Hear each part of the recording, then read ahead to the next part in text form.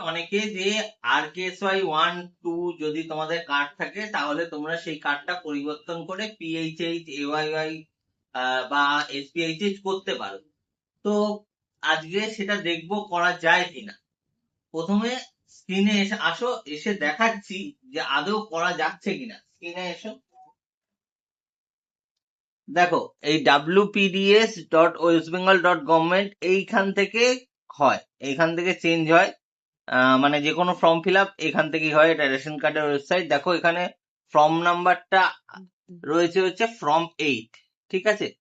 দেখো এখানে দুটো অপশন দিচ্ছে, RKSY 2 বা জেনারেল ক্যাটাগরি থেকে RKSY 1 এ পরিবর্তন করতে চাইলে সেটা সম্ভব, কিন্তু AA SPHH PHH RKSY 1 থেকে 2 টু জেনারেল মানে নন সাবসিডাইজ, মানে এখানে তুমি RKSY 2 বা 1 থাকলে তুমি কোনোভাবেই SPHH বা PHH এ যেতে পারবে না। সেক্ষেত্রে আমাদের একটাই অপশন আছে, যেটা হচ্ছে অফলাইনে যদি করা সম্ভব হয়। তার জন্য আমরা গভর্নমেন্টের কাছে দাবি রাখছি যে এরকম কোনো একটা শিবির বা কোথাও একটা এরকম কিছু হোক যেখানে আমরা আমাদের স্ট্যাটাস অনুযায়ী যাতে কার্ডটাকে চেঞ্জ করতে পারি।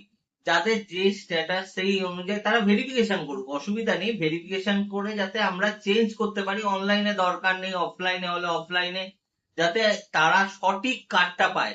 কারণ PHH SPHH এ অনেক কার্ড আছে যারা প্রচুর বড় লোক, বা কিন্তু এমনও কেউ আছে যারা RKSY 1 2 তাদের মানে পরিবারের অবস্থা খুবই খারাপ। কেউ হয়তো রিক্সা চালক, তাদেরও কার্ড দেখেছি আমি RKSY 2। তো সেটা চেঞ্জের জন্য কোনো একটা প্রসেস স্টার্ট করুক গভর্নমেন্ট থেকে। সেটা হ্যাঁ অবশ্যই ভেরিফিকেশন করে করুক, অসুবিধা নেই, ভেরিফিকেশনটা করুক, কিন্তু স্টার্ট যেন হয়।